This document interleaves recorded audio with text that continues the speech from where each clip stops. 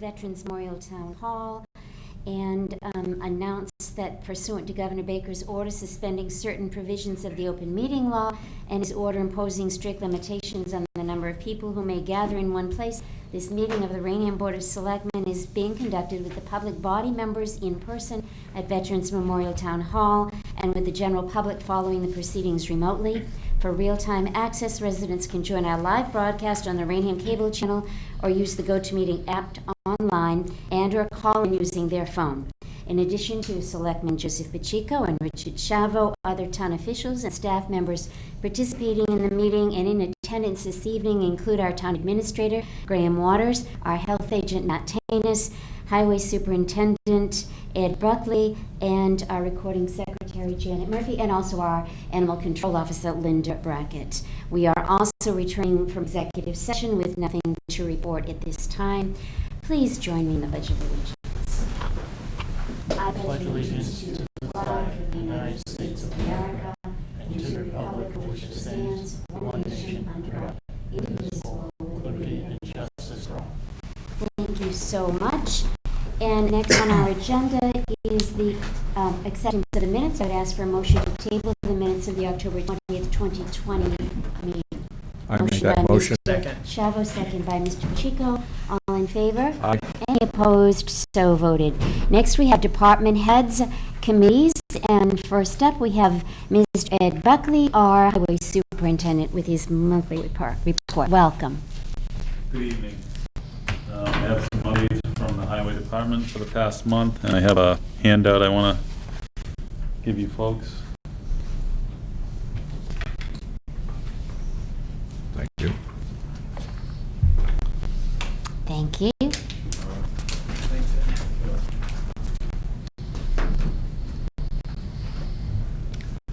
So I'll start off with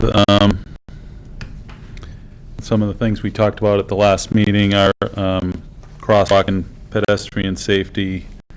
So in the past month, I had an opportunity to meet with a traffic engineer that we work with in town, Greenman Peterson Inc., and we went around a number of locations, some of the priority locations that we've identified, and evaluated the existing conditions at each of these. And so I've given you a list of, I'll call this the first phase, but there's about 13, 14 locations identified here, and some of them have already had some work done on them, and some are in progress right now as we speak. But the plan is that this list can grow, and these are some of the key locations which we're working on right now. North Main Street, we have 5 or 6 locations identified. So what we did was we went around and looked at each of these locations, checked the existing conditions. I took a look back to see what year the construction occurred. And then we also looked at developing some new standards that we can use going forward to upgrade all these existing locations, and then any new construction, I'll work with the planning board to set, they're currently working on their rules and regs, which we're participating in, and I'd like to have them insert some language with your approval in the regs to permanently adopt some certain criterias for any new subdivisions or subdivisions that will meet existing roadways where the subdivision needs to make a connection to an existing sidewalk. 2 of the locations on this list are Just Marie on North Main Street, Just Marie and Juniper Hill, and both of those locations had an existing ramp on one side of the street where the subdivision ended, but they never made a connection across the street to the North Main Street existing sidewalk. So we're in the process of adding 2 new ramps there with crosswalk markings on that road. And a number of these other locations we can talk about, any ones in particular you'd like to, but Coletti's Market, we're adding new markings, new signs, and the rapid flashing system there.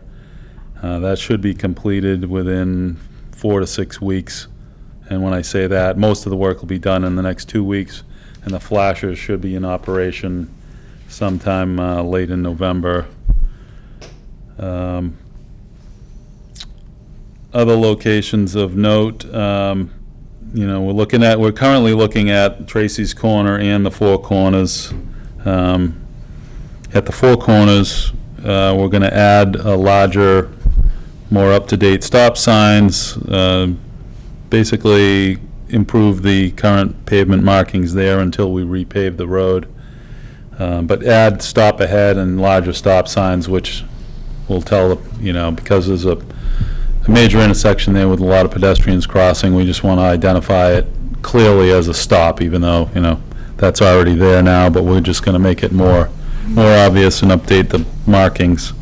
Another one that came up recently, we had a call from a resident on Orchard Street, so we took a close look at the one down near the pond or the culvert, and decided to move that further down the hill, more centered on almost right at the culvert, so that the line of sight is improved from both directions there. And then we've got a bunch of them going on right now in the school zone we're upgrading, and further up on Pleasant Street near Bayberry and Paddock, the big subdivision there, there's another 20-plus houses going in, and we noticed a lot of people walking, trying to get out onto Pleasant Street and cross over to the sidewalk on the other side. So we're connecting Paddock to Bayberry with a sidewalk extension on that side of the road, and then that brings them to an existing crosswalk. We didn't want to add a second crosswalk out there because of a line of sight problem from the highway overpass. So we wanted to make it easier for people to walk. Currently they were walking down on the grass strip to the crosswalk, or just walking around a circle through the neighborhood. So that's a bunch of things on the current plan, but we're going to continue to look at locations throughout the town, add them to the list, and then the second page there is a draft. It's hard to read in small print right now, but basically in the notes sections there's a bunch of standards that we're going to put into place depending on what we determine. If it's a high visibility or a high traffic, high risk location, we'll come back and discuss adding more rapid flashers, or at a minimum go to the new standard for striping and signage improvements. I think that's all I have on the crosswalks at this point. Very good. Anybody have any questions relative to this? No question. Mr. Shavo? No question, Madam Chair, but I do want to say it's a major step forward in advancing the public safety, and I commend you and the department for being so thorough with your initiative, and I think the go forward to continue to looking for areas that will benefit from this focused effort on crosswalk safety is a huge improvement, and I want to congratulate you guys and thank you for the effort. Thank you. Very good. I have a few other items. Just on the general highway maintenance, where we had some windstorm and rain debris cleanup that kept everybody quite busy recently. We're also working in town, still cutting back drainage basins. I did reach out to a private company. We were discussing contracting out some of that work, and we have a contractor right now that mows the landfill for the solar company, so we got in touch with them, and they go around. They're quite used to doing those kind of things, so they took a look and looked at most all of our basins, gave us a day rate, a weekly rate, and an estimate total. So we're looking at, preliminary estimate is, I'd say, between 15 and 20,000 annually to subcontract that out. We'll get a more rigid price on that as we go forward, but that's one estimate, but it's a very reputable contractor to do the work. We're very happy with the way they took over the landfill and maintain that. So maybe we'll look at doing a trial year next year with them and see how it goes, and it'll free up our staff to do other things as we talked about. It's definitely something we could consider and maybe look at adding to the operating budget for adding or redirecting some funds for contracted services for that work. They estimated between 2 and 3 weeks for their crew with multiple pieces of machinery and manpower to do that operation, which would be a big savings for us. Solid waste, I wanted to open up the discussion on implementing a new program for recycling. Primarily, it would be a new permit. What we'd like to do is, I'm going to call it the Green Pass, which would cover recycling at the transfer station, yard waste, and the brush dump. But it would be basically a sticker similar to the, folks that purchase the pass to use the full transfer station. But it would strictly just be for recycling. And the reason we want to do this is to identify proof of residency for Raynham residents. It would be a windshield sticker, same type of pass. You wouldn't need it if you had a regular transfer station permit, but if you had no other permits, we'd like to require it so that the staff in the brush dump, the transfer station, can identify residents coming in to use those features. There's been, some concern, a lot of face recognition and vehicle recognition in the past, but no real way to verify residency. And I think that's becoming, overwhelming. And we've also had, a lot of calls and interest in residents from other towns to use our facilities. So I thought of, trying to implement it in January if the board wants to consider it. And, it could be a no-charge pass. We just order the passes along with the regular annual passes. We could do it for no charge or a small charge if we decided to in the future, just for cover some of the costs of those things. But just something to consider. I guess we don't have to make a decision on it immediately, but we'd like to order the passes whenever or not if you don't think it's a good idea. White Street footbridge is moving along pretty well. We're pretty confident we'll be opening before Thanksgiving to foot traffic on that bridge.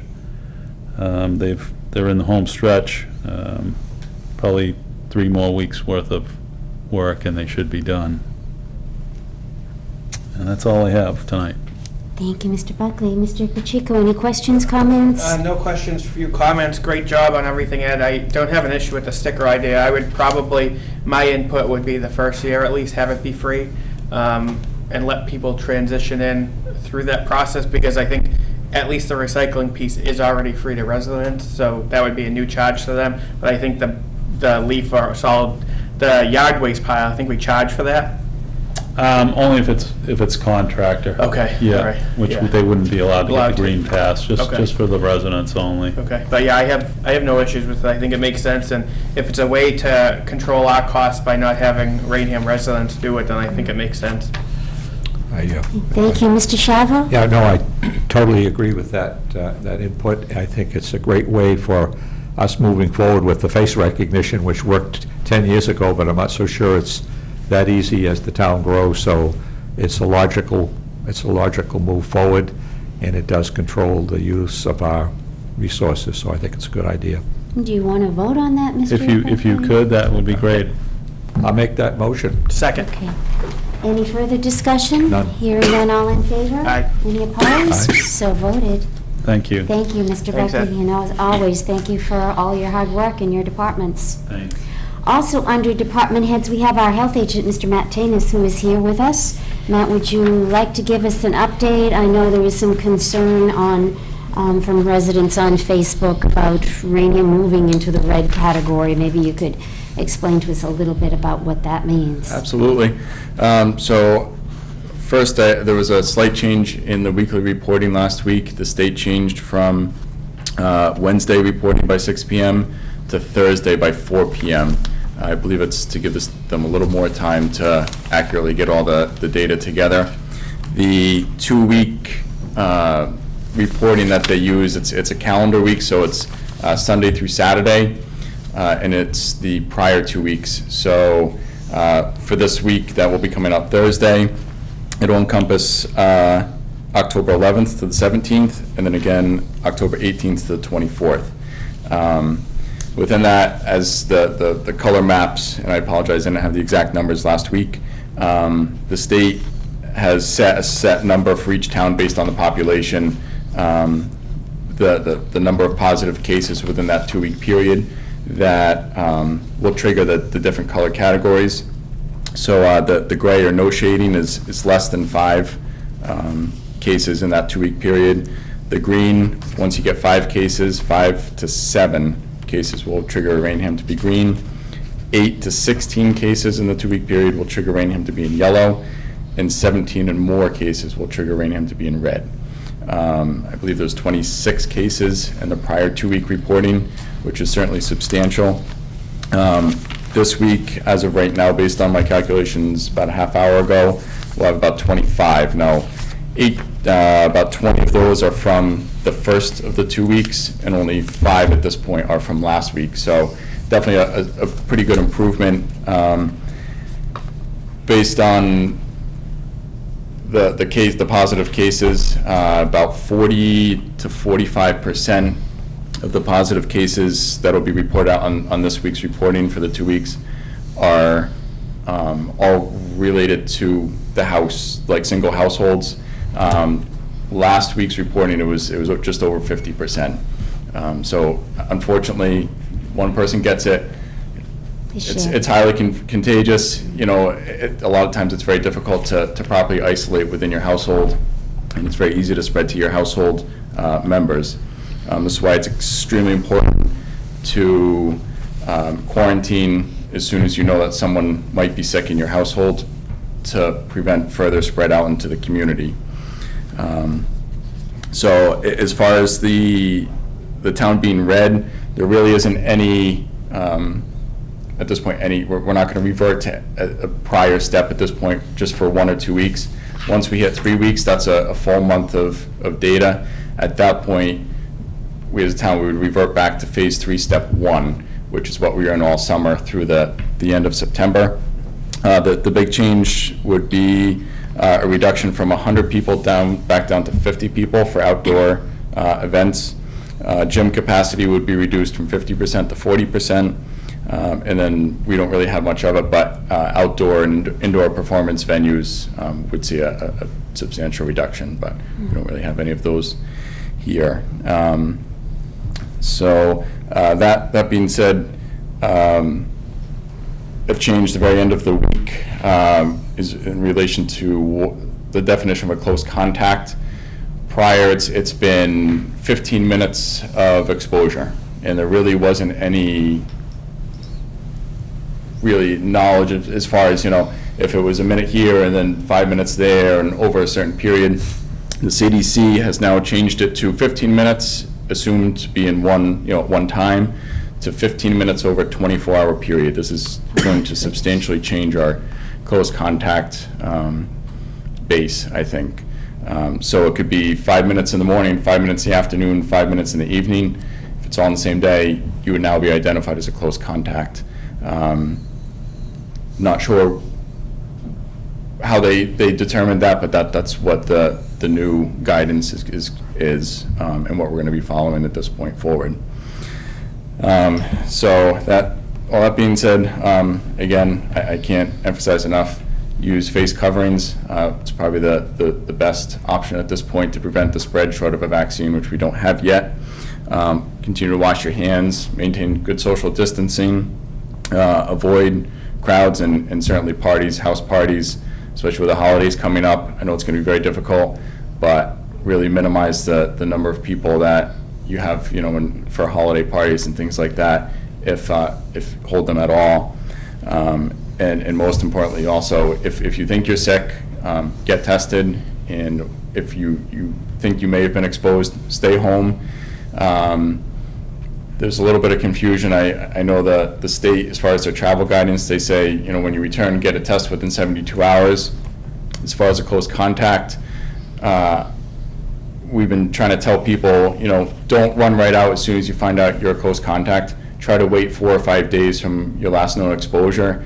The virus needs some time to develop in your body to be detected by the test, and that's really the time in which you're going to be more apt to get a positive result instead of a false negative. So if you are identified as a close contact, try to wait 4 or 5 days from last known exposure to get a test. And just lastly, the quarantine period for a close contact is 14 days, and that's from last known exposure. There's been a lot of confusion lately with what's considered a close contact and the quarantine period for household members. And for a positive case, it's a 10-day isolation because you can be shedding the virus up to 10 days, and that's assuming your symptoms resolve within that 10-day period. So ultimately, someone in the household, it's very difficult to isolate properly. You essentially will be out in quarantine for 24 days. You have that first 10 days where you can still have exposure, and then 14 days from that last exposure. So there's been a lot of confusion about that. Just trying to work through some of the contacts and explain it to them. And then just lastly, we do have our flu clinic scheduled for here tomorrow at CVS. I have about 26 or 27 people signed up. I talked to the pharmacist yesterday, and they will have a few extra doses of vaccine available. So if we do have anyone who didn't call ahead, they can still come in. And what's the time for that, Matt? Thank you. 10 a.m. to 12 noon. Okay, right.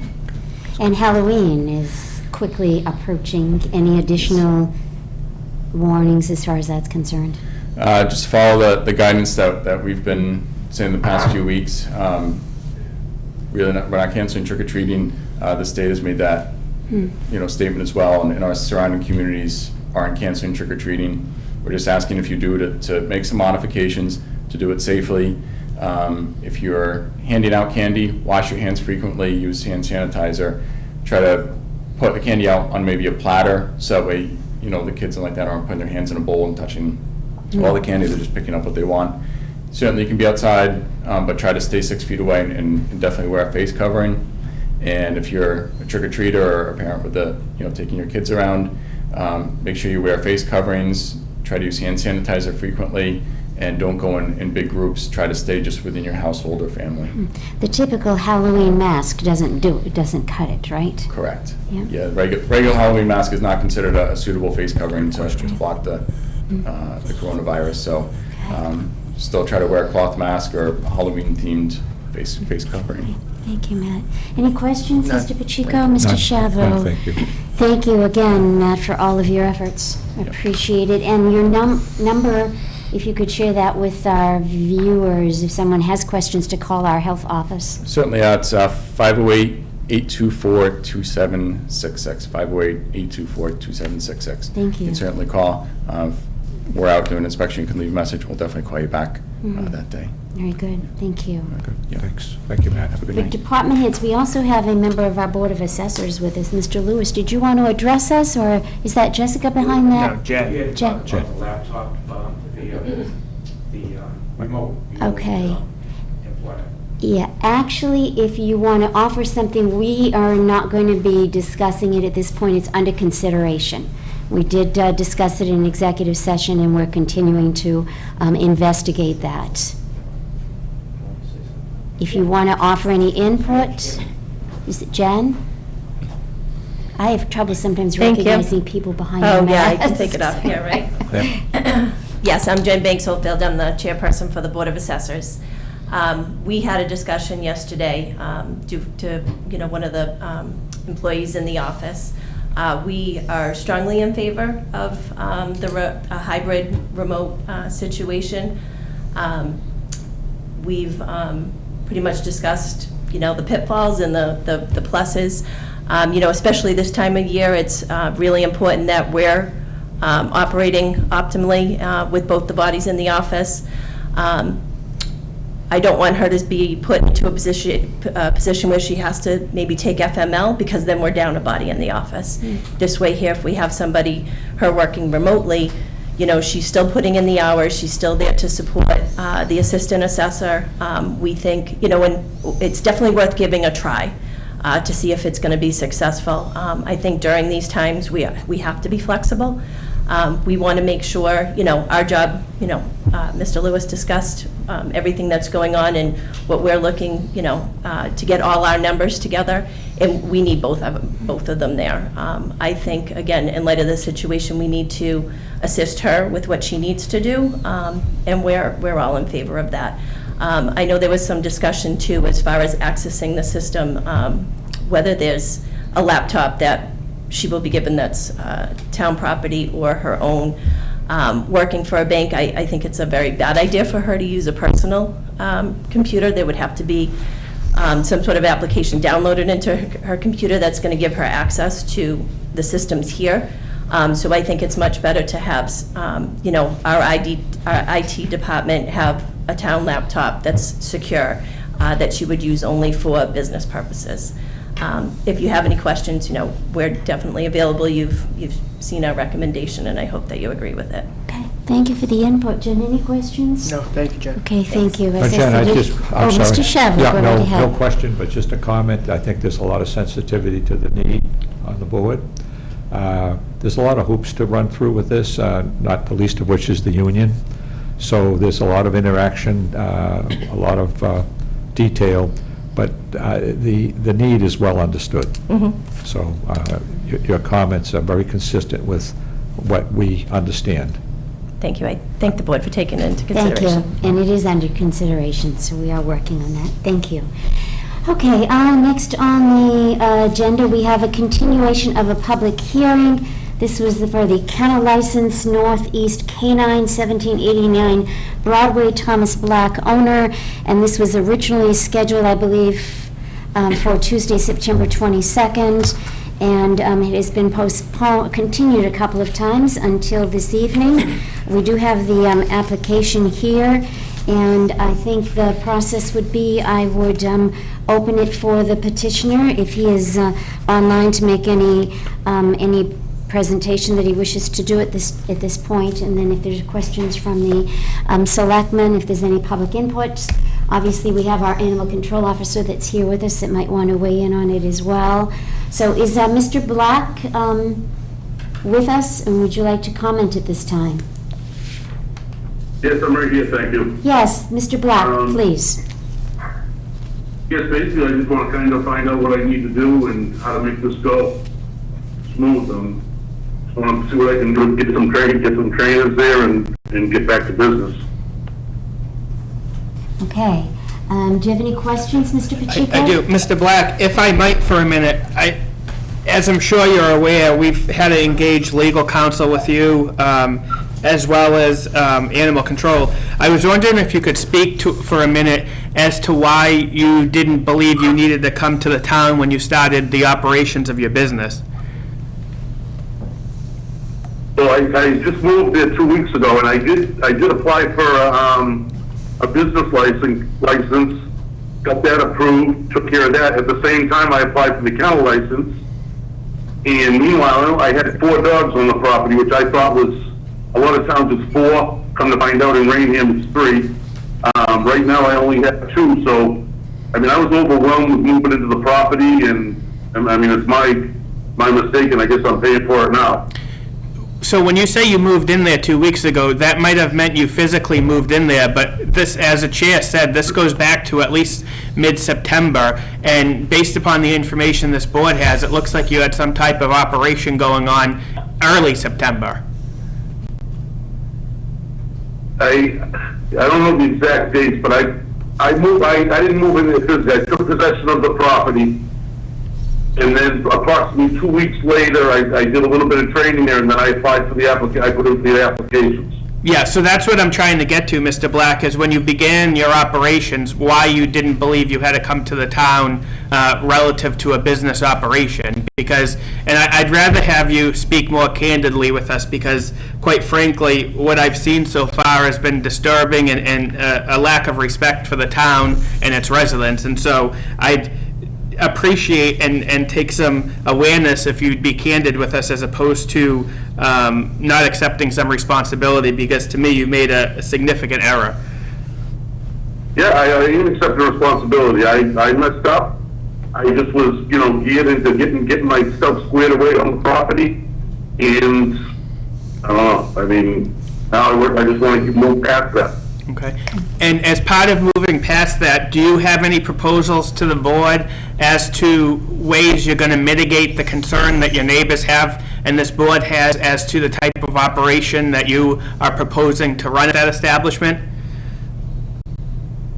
Yeah, I mean, I'm willing to do what I need to do. I mean, I really don't know all the complaints or what's been going on, really, to be honest with you. Okay, so if this board, as a condition of your license, imposed certain restrictions, you're saying that you would abide by those restrictions?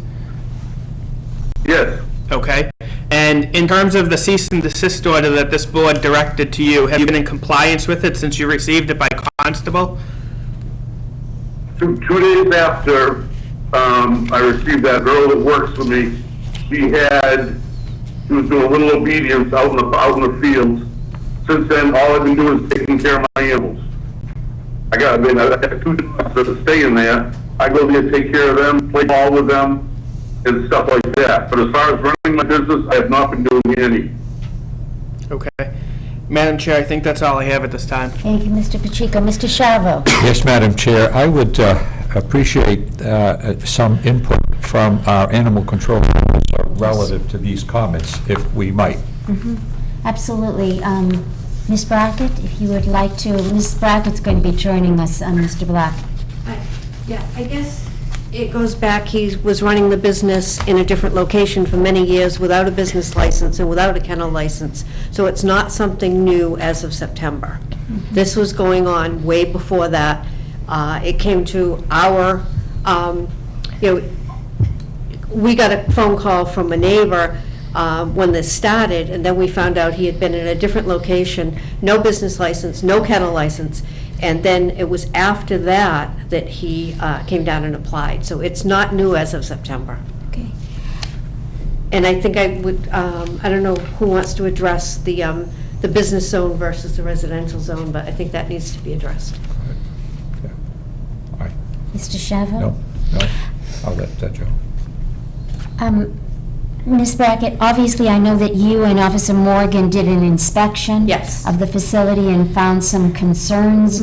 Have you gone back to see if they've been addressed? No, he asked me on Friday afternoon if we could do a Saturday morning inspection, and neither one of us were available. We can go back, but I thought too that we needed to have this discussion tonight. And I guess I'm also looking to get some clarification from the state as far as a state license for training dogs. It's come to my attention that that's a necessity, and that's going to have to be done also. Well, Mr. Shalvo? I guess my comment, based on what our animal control officer is saying in the answer to Selectman Pacheco's questions, it doesn't seem like we're making very much progress. Correct me if I'm taking this,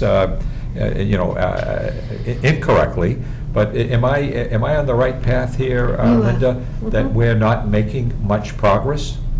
Yeah, I mean, I don't know, it took 3 reschedules to even get to this point, which to me was, time wasted. I don't know if there's any neighbors that want any input. I know there was one neighbor that actually put his house on the market and sold it because of this. If I could just ask, Mr. Black, have you addressed the concerns that were raised by our animal control officers? Yes, I have. Just so I can go back and just go a kind of a timeline. When I first applied for the application, I called Linda up. We had a nice conversation about what I need to do. She agreed to come up and meet. She came up, I went over my plans, told her what I needed to, told her what I planned on doing, showed her everything. She was like, okay. She says, do that, and call me when you're done, and I'll come back and inspect it and sign off on your kennel license. I'm like, okay, great. So, took probably, I had to have a cement pad for it, a couple different things, so it took like 2 or 3 weeks. She came back with her assistant, and was all of a sudden, it seemed like everything changed. I needed this, and this, which I was never told. I mean, I asked her prior to that what I needed to do. I was never told. So now, since then, I got the report, I got everything done. I did, the list, I don't have the list right here in front of me, but everything, that's why I called her the other day, to see if she could make it here before the meeting, to go over it and, witness everything that I've done. All right, if we could just pause for a moment, Mr. Black, and see if there's any other members of the public that want to comment, and then we'll come back to you. Is there anyone else there who wants to comment on this application for a kennel license? If so, please state your name and address for the minutes. I would like to say something. Could I have- Janet Mossman, homeowner, 45 Wilbur Street. Sure, go right ahead. So my property abuts the corner of his property, and I've been here 20 years, and I've never had any problems with any neighbors, or I love this neighborhood. I did see him out there, and I heard the dogs, they were very loud. I asked him what was going on over there. He said he was training dogs, attack dogs, some obedient, some attack dogs, and he was training for the police dog. And I asked him if he could possibly move to the other side of the yard because it was disturbing, it was loud, and there was like 18 people lined up facing my pool. So I was embarrassed to get in my pool with that many people, and I waited until 1:30 one Saturday for everyone to finally disperse so I could use my pool. But not just that, the only thing that's separating us is a 4-foot piece of chicken wire. And when I was trying to adopt a dog, I rescued a dog recently, but when I was trying to adopt, they declined me because I didn't have a fence that was 5 or 6 feet tall, and that was just to adopt the regular dog.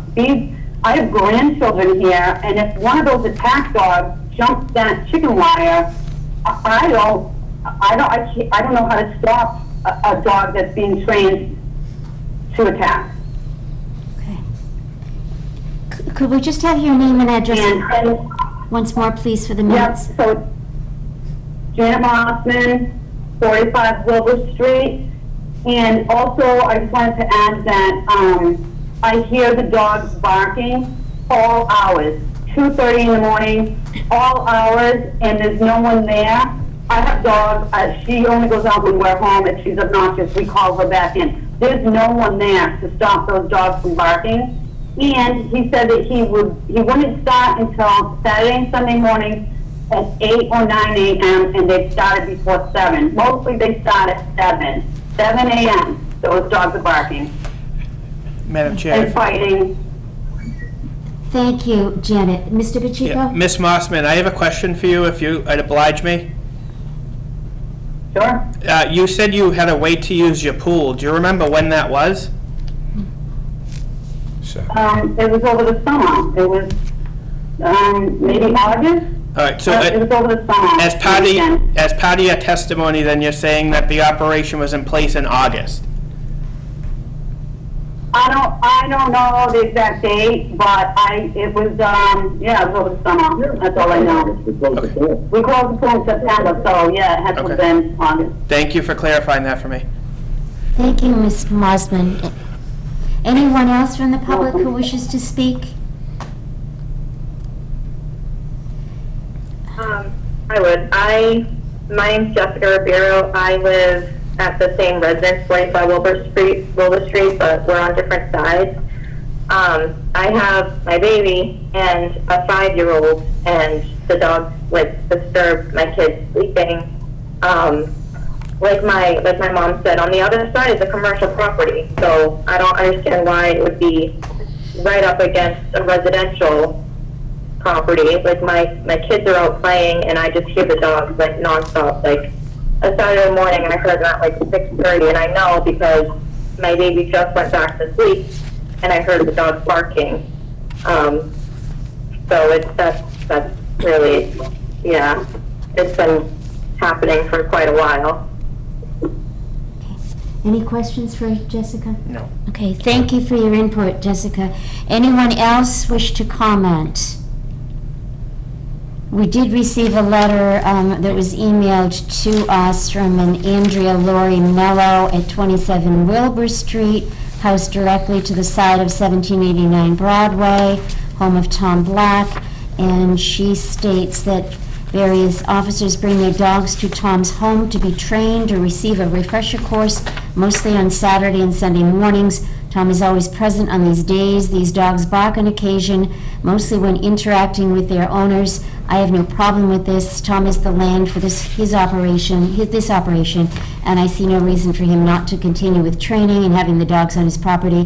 He has been a good neighbor, and I have no problem with his dogs or his company. I wish him the best. And again, that's from Andrea Lori Mello at 27 Wilbur Street. Anyone else there from the public who wishes to comment? Madam Chair, there was a second letter in our package, too. Okay, could you read Yeah, that? sure, I Mr. will. Chair? Thank you. This is from Patricia Carey Haley. It doesn't list an address. It says, "To whom it may concern, I'm writing this letter in regards to Northeast Canine and Tom Black's wishes for a dog kennel license. First off, I'm so glad that he purchased this property and did not develop it. Stanley would have been crushed if this property was used for a strip mall or condos. Secondly, I live next door to Tom and his dogs are well behaved, quiet, and the kennel is spotless. I have not had one complain about barking or any other issue since he has moved in. I think his business is an asset to the community, and his wish to keep it for animals like Stanley did is great to keep the small town feel. I see no issues and foresee Tom as a great neighbor, and I am looking forward to watching his business develop at his new property. His facility should be welcomed by all citizens of Raynham. He is doing a great job, and I hope he is welcomed by town officials." But again, no address. Okay. So we have some pros and cons.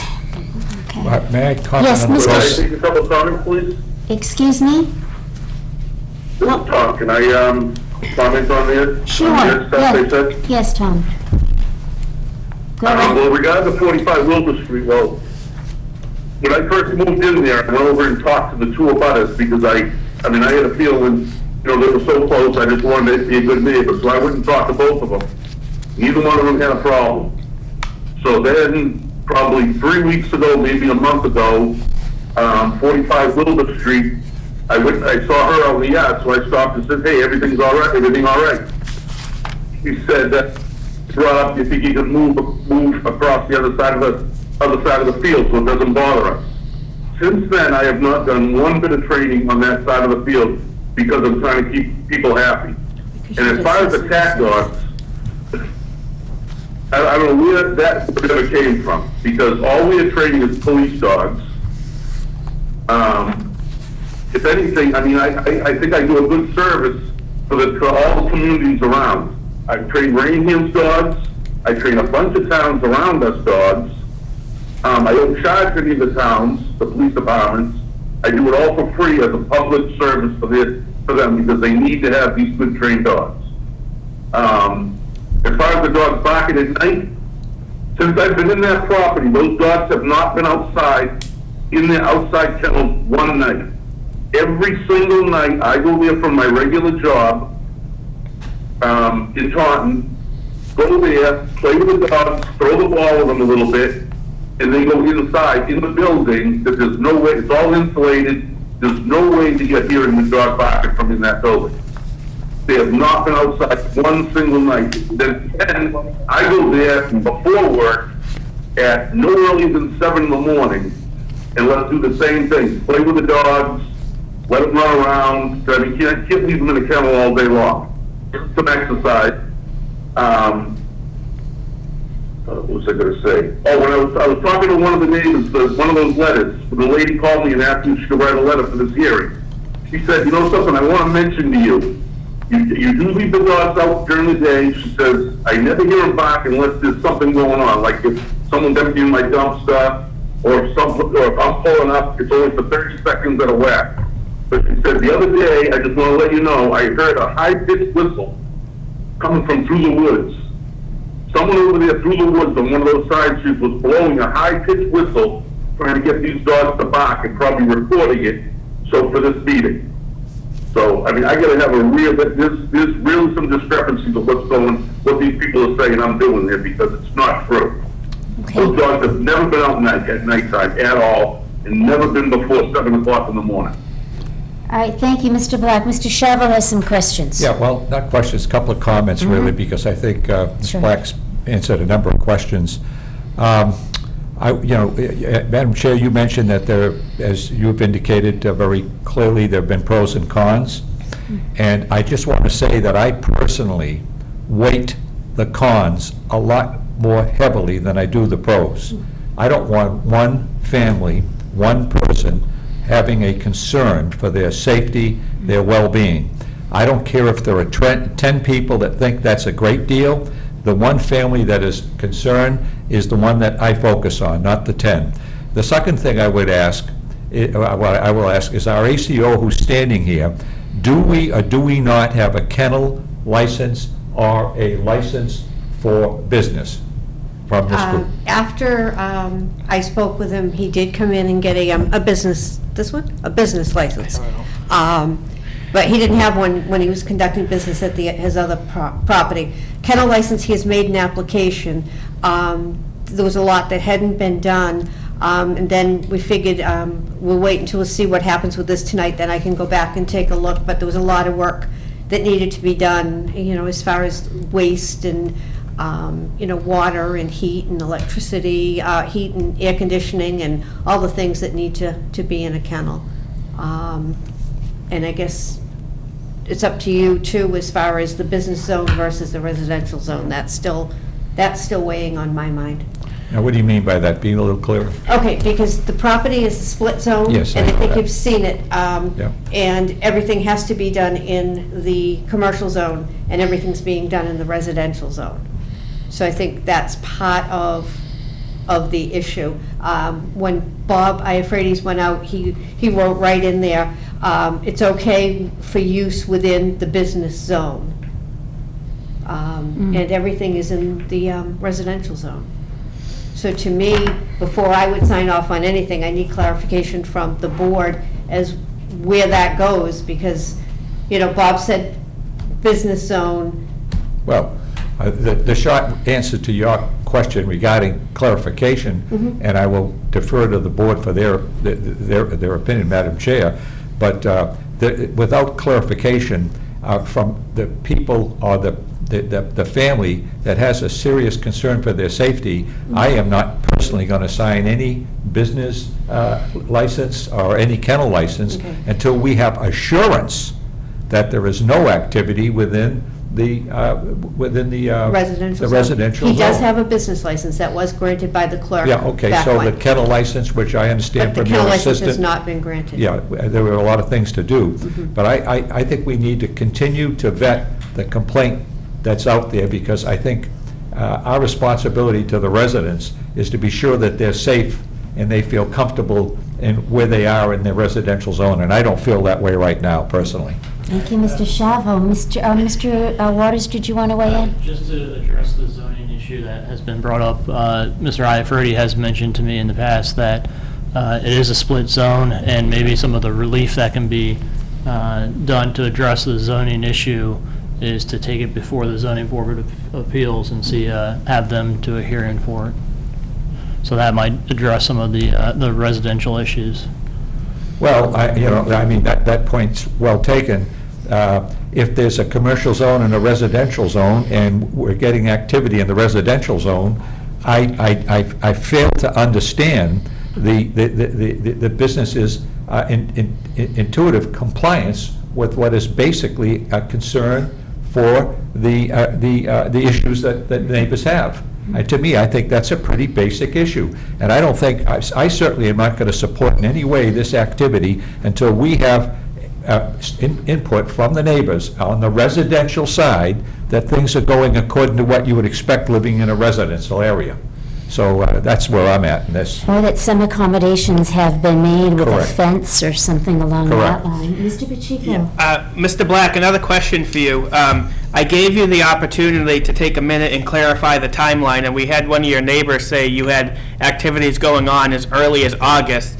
So I might be a fool, but I'm going to give you one last chance to again clarify for the board your timeline, recognizing again that I would appreciate your honesty because I don't take kindly to people misleading the board.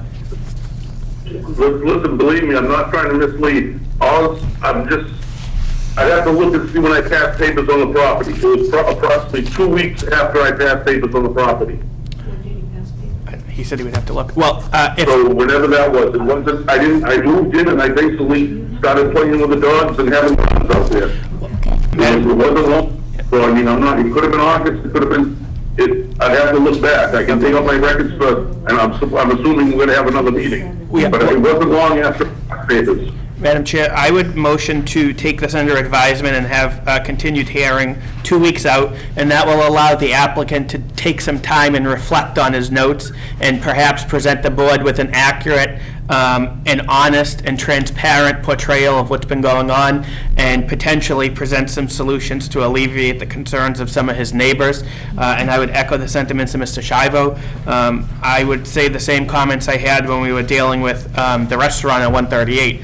That property might have been there, but this use was not there when these residents moved in. And my preference will always be, and focus will always be on protecting residential uses first. And so that would be my motion. And Mr. Black, I would implore you to take some time and do some diligence because approval hinges upon it. And again, I would implore you to be honest with this board because I don't like, again, when people mislead us. Mr. Pacheco, the date on the kennel license is August 7th. Okay.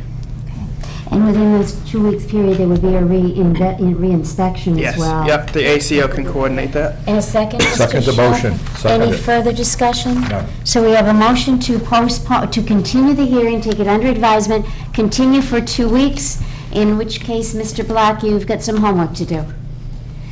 Okay, any further right. discussion? Hearing none, all in favor? Aye. Any opposed? So voted. Thank you for your input. Madam Chair, I have it as November 10th. 2 weeks, yes. Thank you. Thank you, Linda. Okay, and continuing on now with the agenda.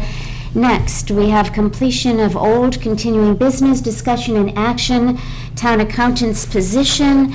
Mr. Pacheco, this is something that you proposed last week. I would just say that we did receive some input also from our town administrator relative to our Division of Local Services. And the Division of Local Services staff is working on the assessment of the town's financial departments and policies to let them know that the board is discussing a full-time town accountant budget manager. Mr. Waters did share that with them and asked to see if the report will be ready soon so that we can have it as part of the discussion. They are putting it through final review now and expect to have it to us on or before this Friday. So with that, turn it over to you, Mr. Pacheco. Thank you, Madam Chair. My belief that we move forward remains the same. I think this is too critical of a position to leave vacant any longer. If the report comes in next week, then we will have that as a resource as we do interviewing and candidate selection and onboarding. And I think that would actually tie it nicely because a person would be part of us implementing any changes we wish to make based upon DSL. And I would just remind the board that DSL is giving us an advisory opinion and we're not under any obligation to adhere to any or all of their recommendations. And so with that being said, I would motion to move forward with the posting of the town accountant / budget manager position, have it open for 14 days. Well, have it open until filled, but preference given to those applicants who apply within 14 days. Is this going to be advertised? Yes. Or- Oh, yeah, no, absolutely. Advertised, yep. Okay, and do we have a number of hours to the position? I would say full-time, so whatever is consistent with a full-time employee and in the draft that I had given the board, available on nights for meetings specifically for budget development for both capital and annual budgeting purposes. I think our full-time staff are either 33 or 34 and a half hours when you factor in the Tuesday evenings.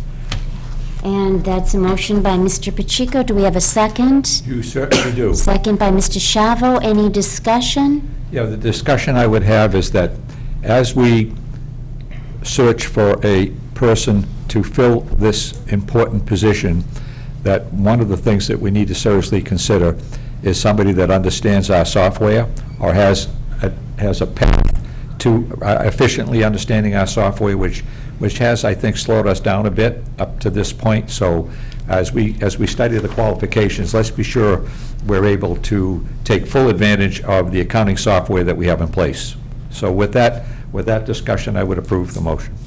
Okay, second the motion. Yeah, and- Any Second. further discussion? I was going to save it on the Selectmen's report to Mr. Shivo's point. I did speak to our IT consultant, and in a matter of minutes on a Saturday, he was able to track down technical support for our software, so I'm unsure where the opinion came from that only one person was available. But again, I was going to do it on the Selectmen's report, but I would instruct our town administrator to liaise with our IT consultant and bring in that technical consultant who is in Portland, Maine. So geographically not too far, and they have familiarity with it, and that's the due diligence that should have been happening all along and hasn't. Yeah. Okay, well, that's my point, so I will second it with that discussion and that understanding. Okay, all right, so we have a motion and a second. Yes. Any further discussion? All in favor? Aye. Any opposed? So voted. Okay, continuing on, we have new business, set the tax classification hearing date. I believe we had a request for December 1st? Well, they said by December 1st, Madam Chair, Right. so my request would be the motion to have it on November 24th, which is the Tuesday following our special town meeting. Okay. Motion for November 24th. Second? Second. Second for discussion. Any discussion? None. Hearing none.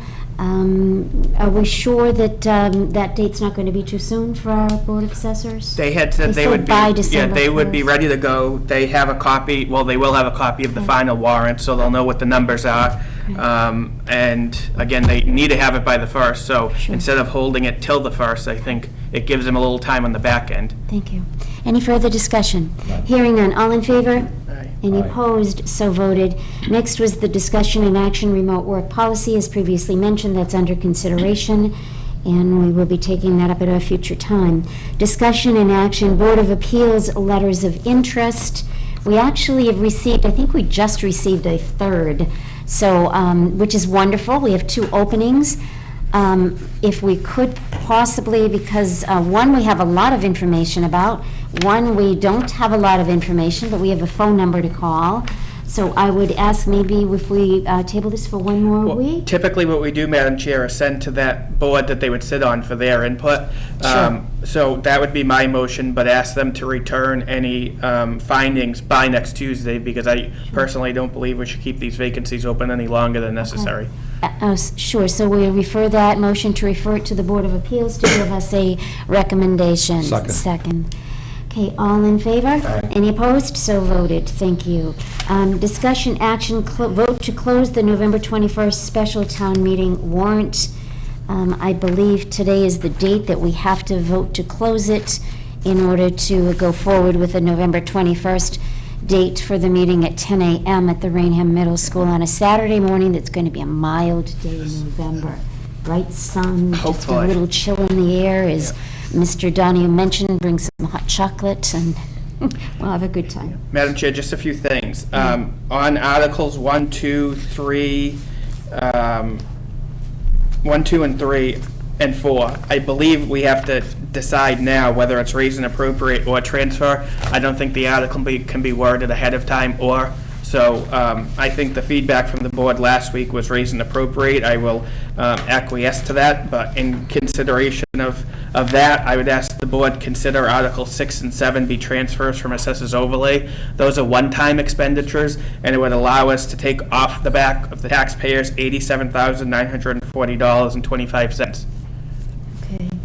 So the first articles 1 through 5 would be raise and appropriate, and 6 and 7 would be transfer. 1 through 4. 1 through 5 is 4. not a raise and appropriate because it's reducing. Sure. So 1 through 4 would be raise and appropriate. 5 would appear as is. 6 and 7, we would convert it to transfer from assessor overlay if the board would be amenable to that request. And that's a motion. Yes. Do we have a second for Second that discussion? motion. Okay. Any further discussion? Yes. Yes, I do. Mr. Shavo. Before we approve the final warrant, I want to move to add the following article before closing the warrant. And the article that I am proposing is as follows: to raise and appropriate up to $50,000 for fiscal year 2021 to find a human resources coordinator in order to implement the policies and the programs developed by the Collins Center's Human Resources Studies, and also to provide ongoing functional assistance and support for all related human resource matters in the town. That is my motion, and I have a bit of detail to rationalize that, if I may. Sure, can we just have a second for I'll this discussion? second for this under Sure. discussion. Mr. Shava. Yes, so I want to be clear that funding an HR coordinator at this point is not new business. It is an extension of 2 currently active human resource studies by the Collins Center. This position would not be filled until early next year, after the Collins Center's report on the human resources policies, on a human resources job description, and a timeline for completing identified human resource projects. The objective of funding an HR, a human resource coordinator, is to provide a bridge for interactive communication between town departments, the town administrator, and the Board of Selectmen. The goal is to strengthen the collaborative spirit throughout the town's staff. In addition, funding an HR human resources coordinator avoids a $100 per hour charge for human resource consulting services by the Collins Center. This article is urgent. The town had another high-profile person, the computer consultant, resign yesterday. We need to make a commitment now to add a human resource position in our town. The Government Studies Group strongly recommended this position, and I urge the board and the town to support this article. This article is completely symmetrical with the other 7 articles on the warrant. That's my rationale. Thank you. Thank you, Mr. Shavo. Any discussion? Madam Chair, I'm actually eager to hear your perspective on this, because I know it's a position that you've advocated for in the past. I had expressed some concerns last week about what was going to be on the warrant. So, not to put the buck to you, but I'm interested to hear your feedback on it. Thank you. There's no question it's needed. I mean, I think when I first ran for this seat 2.5 years ago, it was brought to my attention that an HR person was needed. It's sort of a missing link. You had mentioned, Mr. Shava, Mr. Pacheco, about the need for someone in finance, budget analyst, and so forth. I am concerned, I think, as you have brought out, about creating a position in the middle of a fiscal year. However, it would only be funding it for a portion of the year, and then it could be worked into the following budget. And I attended that first government study committee meeting when the need for an HR person was brought up by some of our well-respected members of that board, and the argument was made that although it's obviously a financial commitment to create such a position, it is cost savings because one lawsuit against the town, and you can pay much more than what you're going to pay for an HR person. So it's a tough one, I think, and obviously we've all agreed that we should go with a consulting company, so the need for HR is there. I wasn't aware until you just brought that up, Mr. Shavo, that if we were to use the Collins Center for HR actually issues, it would be $100 an hour, and that can add up very quickly. Yep.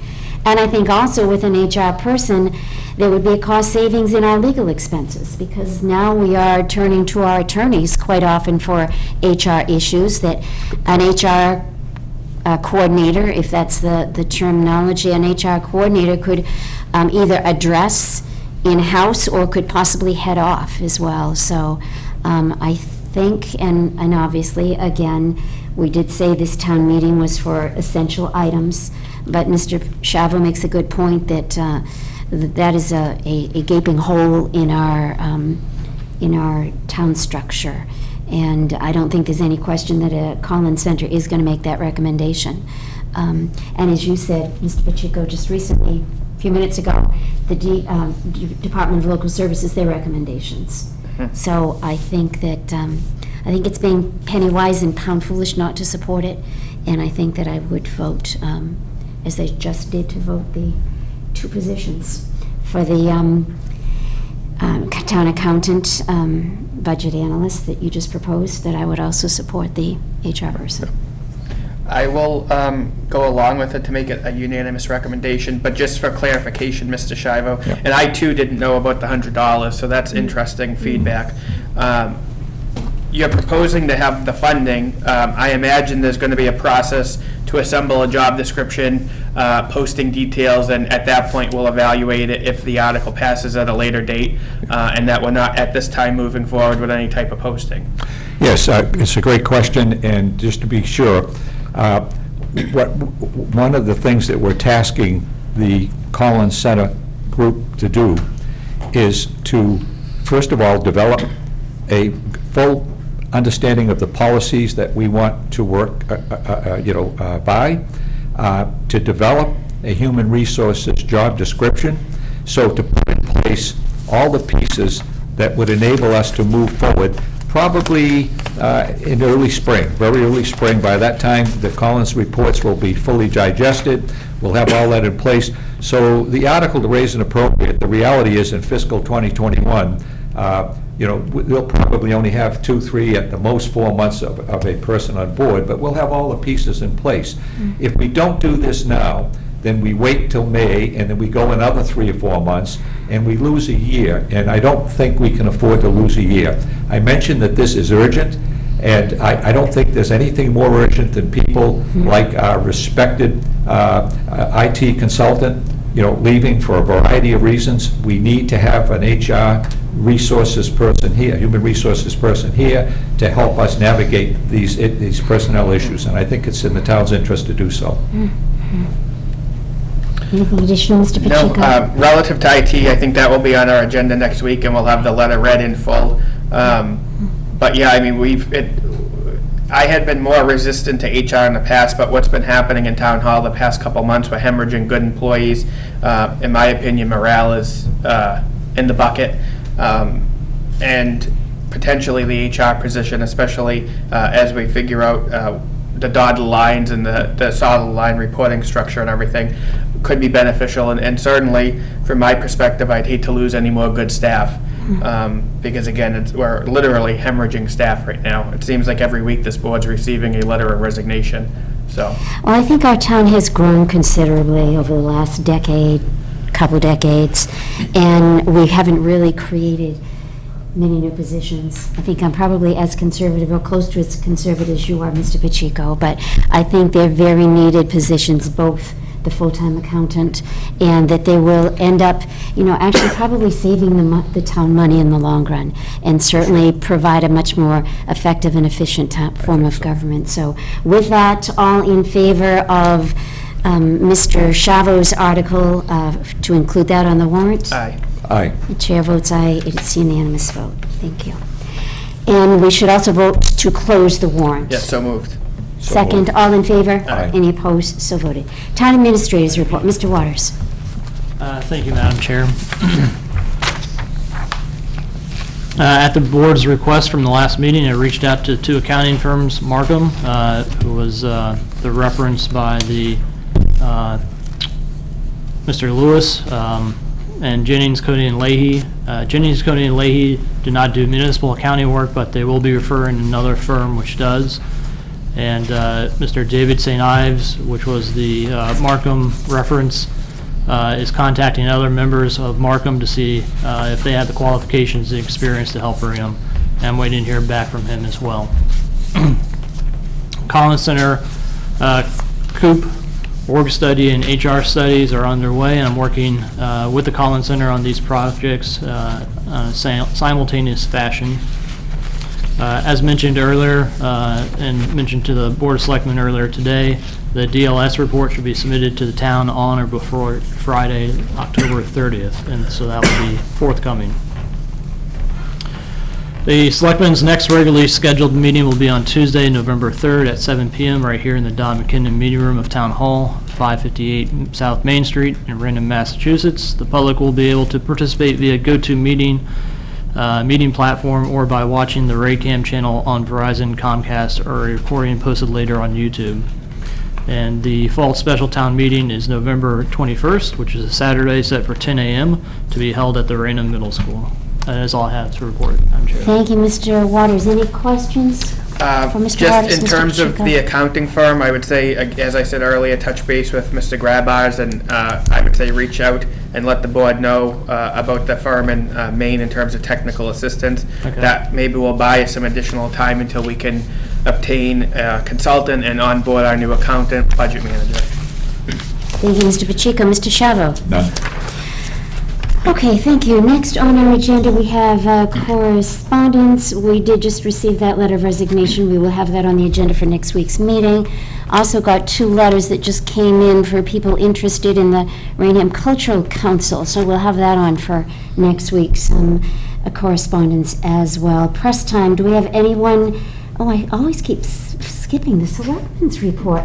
Mr. Pacheco, you see, I'm watching the time, and I know you like quick meetings, so. I don't have anything, as I had said earlier. There was one thing I was going to bring under Selectmen's report, but we covered that under a different area, so. Thank you, Mr. Pacheco. I'm all Mr. set. Shavo.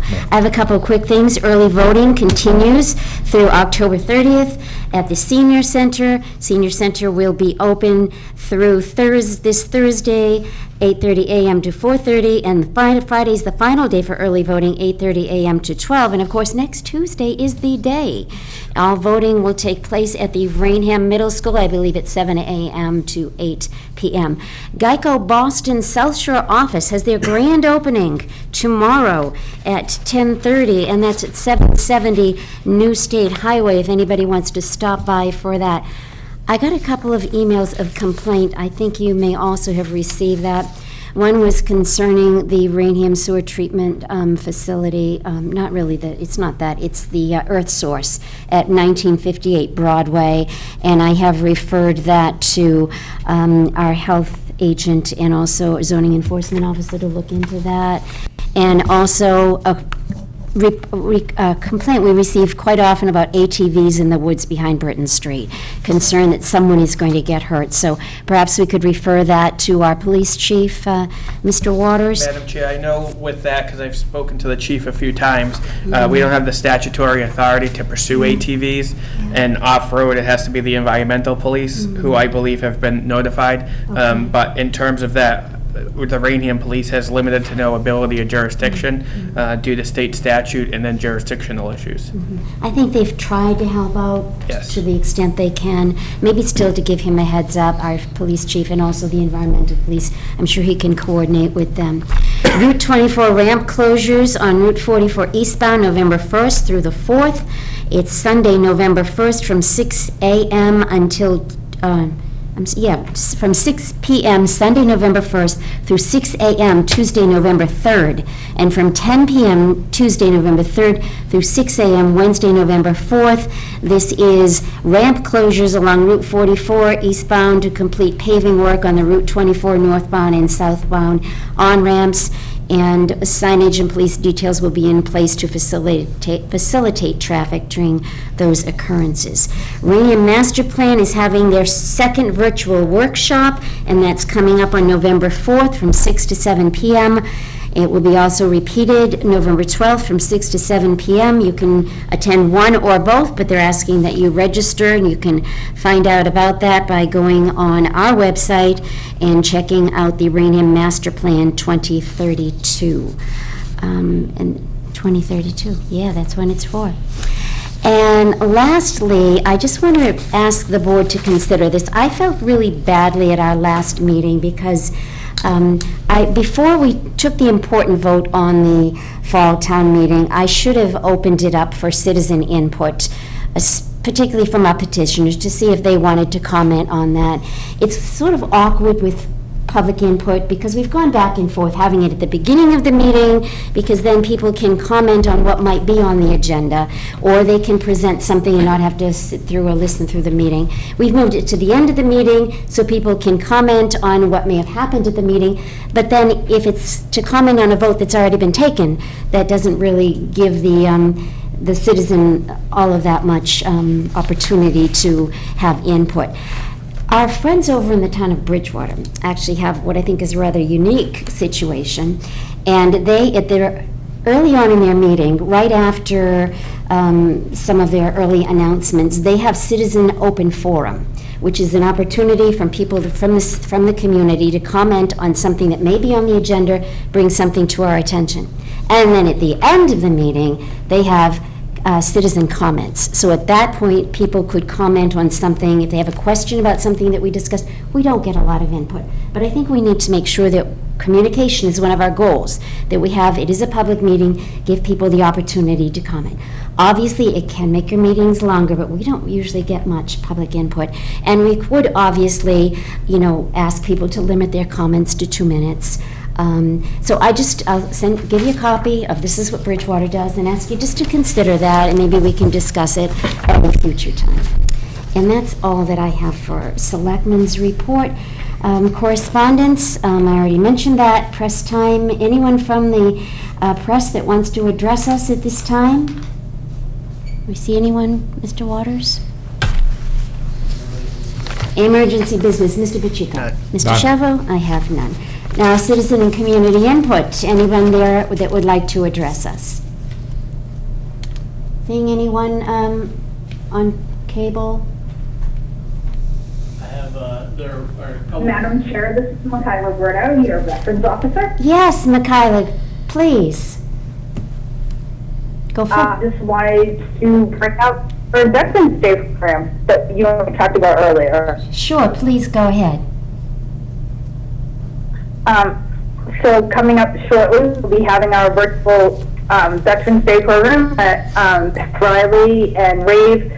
I have been coordinating getting off the ground, so watch out on Raynham for all the updates for the program. And also, if any of our veterans are in need, please reach out to my office so that we can try to assist you in any way possible. If it's something that I can do personally, or if we need to reach out and have somebody else assist, we will reach out to us to help you.